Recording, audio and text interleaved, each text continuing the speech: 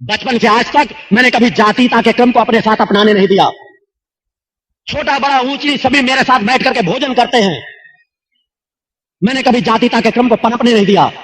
मगर आज जब समाज में देखता हूं कि राजनीतिक स्वार्थ के लिए जातीयता का ऐसा बड़ा बीज बोया जा रहा है तो एक व्यथा होती है। उससे आप लोगों को उबरने की जरूरत है। माना कि सवर्णों में चूंकि व्यवस्था है, हो सकता है आपके साथ कुछ जातियां की हैं, मैं मानता हूं जातियां की है, मगर आज अगर उन जातियों से 100 गुना जातियां बहुजन समाज पार्टी के लोग करने लगेंगे तो क्या है सत्य होगा?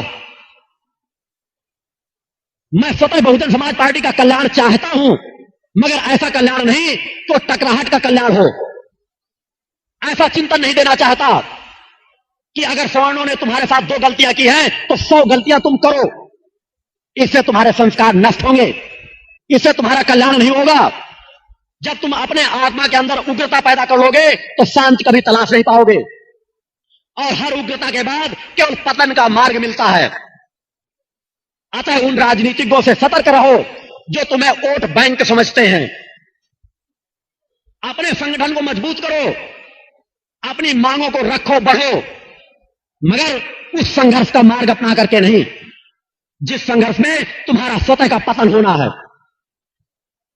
प्रकृति वह स्वतः परिस्थितियां निर्मित करती चली जाती है। अगर किसी के साथ जाति होती है तो उसका परिणाम प्रकृति अवश्य देती है, अगर हम प्रकृति को सत्य मानते हैं तो। और अगर हम प्रकृति से बढ़कर के अपने आप को मानने लगेंगे तो अगर आप 4 गलतियां आज करेंगे तो निश्चित मानो एक न एक दिन 4 गलतियों को दबाने वाला भी कोई तबका अवश्य खड़ा होगा। तो क्यों वह रास्ता अपनाते हो जहां पर कहीं शांति का मार्ग नहीं? मैं स्वतः कहता हूं कि मैं अपने ध्यान योग तत्पल के माध्यम से तुम अपने आप को प्रगति योग की ओर बढ़ाओ और देखो समानता स्वतः आ जाएगी, जाति भेद स्वतः नष्ट हो जाएगा। मगर उसके लिए अपने आपसी सामंजस्य के वातावरण को, भाईचारे के वातावरण को नष्ट करने की आवश्यकता नहीं। प्रकृति वह सब कुछ आपको स्वतः दे देगी और दे भी रही है। परिस्थितियां स्वतः ऐसी हो जाती हैं, मगर कभी अपने अंदर उग्रता मत आने दो, और दे भी रही है। परिस्थितियां स्वतः ऐसी हो जाती हैं, मगर कभी अपने अंदर उग्रता मत आने दो। सत्य तभी आप थाम सकोगे, सत्यता तभी आपके साथ आएगी। और दूसरी चीज, यह उत्तर प्रदेश है। उत्तर प्रदेश और बिहार में आपसी रंजिश वह स्वरूप धारण किए हैं जिसकी कोई कल्पना नहीं। वह कहता उसने हमारे पिता को मारा था तो हम उसके भी पिता को अवश्य मारेंगे। इस मानसिकता से उभरो कि अगर उसने 1 हत्या की थी तो हम 4 हत्याएं करेंगे। हत्या का जवाब हत्या नहीं होता। अरे किसी ने स्थूल को नष्ट कर दिया तो तुम किसी के स्थूल को नष्ट करके अपनी आत्मा को क्यों दूषित कर रहे हो? बचा सकते तो पहले ही बचा लेते, अपनी सामर्थ्य के आधार पर, अपने सत्कर्मों के आधार पर। अगर आपके पास सत्कर्म है तो कोई भी आपको नष्ट नहीं कर सकता।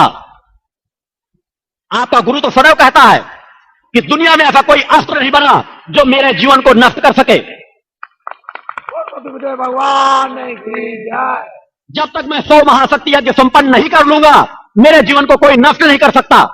उस मार्ग को तुम लोग क्यों नहीं पकड़ते कि अपने अंदर ऐसा तत्बल जागृत करो, ऐसी ऊर्जा जागृत करो कि एक ऐसी रेजे आपके आसपास नाचती रहें कि अगर कोई गोली भी आपके सामने चला दे तो वह गोली भी आपके अंदर प्रवेश न कर सके। सब कुछ किया जा सकता है और एक तत्बल के माध्यम से किया जा सकता है। उस रास्ते को पकड़ो। समय लगेगा मगर ऐसी सामर्थ्य आपको प्राप्त होगी जिसकी तुलना किसी दूसरी चीज से की ही नहीं जा सकती। प्रकृति का सहारा लो, आपका गुरु आपके साथ है, आपके अंदर सामर्थ्य भरने आया है, आपको चेतनावान बनाने आया है। इस जिले का मैं स्वतः एक प्रकार से निवासी हूं और रहूंगा। जिस तरह मैंने मूल स्थान मध्य प्रदेश में अपनी तपस्थली बनाई है, मगर मेरा जन्म इस जिले पे हुआ है। उसी तरह जिस तरह व्यवहारिक क्षेत्र दुनिया के कोने कोने में गूंजेगा, उसी तरह फतेहपुर जिले का नाम दुनिया के कोने कोने में अवश्य गूंजेगा। और भगवान की जय। आवश्यकता है गुरु के चिंतन में तुम्हें अपने आप को चेतनावान बनाने की, उस दिशा में बढ़ने की। और उनसे शत्रुता मत रखो, उनसे दुश्मनी मत रखो जो तुम्हारे स्थूल को नष्ट करना चाहते हैं। शत्रुता रखो, दुश्मनी रखो उनसे जो तुम्हारी आत्मा को दूषित कर रहे हैं, जो तुम्हें नशा कराते हैं, तुम्हें बीड़ी पिलाते हैं, तुम्हें तंबाकू मलकर खिलाते हैं, तुम्हें शराब की बोतल पिलाते हैं, वो तुम्हारे सबसे बड़े शत्रु हैं। अगर बच सकते हो तो उनसे बचो।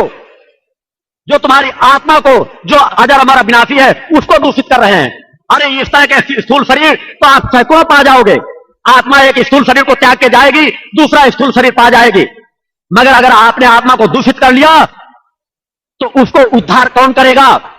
उसके कर्म के फल को आपको तो भोगना ही होगा। अतः आपके सबसे बड़े शत्रु हुए हैं जो नशा करते हैं और आपको नशा कराते हैं। अतः सतर्क उनसे रहो, अपने विचारों को संतुलित रखो, सत्कर्म करो। मैंने कहा जो समाज में पैदा हुआ है, अगर स्थूल शरीरधारी है तो दूध का धुला कोई नहीं रह सकता। ऐसा नहीं कि किसी से पाप कर्म होते ना हो, मगर परसेंटेज परिवर्तन की आवश्यकता है। मैंने कहा जब आप चिंतन ध्यान में बैठे तो आपको लगे हमारे जीवन में सत्कर्मों का पलड़ा भारी होना चाहिए। मैं मानता हूं आज के कलयुग का ऐसा कुचक्र है कि आप चाह करके 100% सत्कर्म कर ही नहीं सकते, मगर अपने पलड़े को प्रभावक अवश्य बनाएं।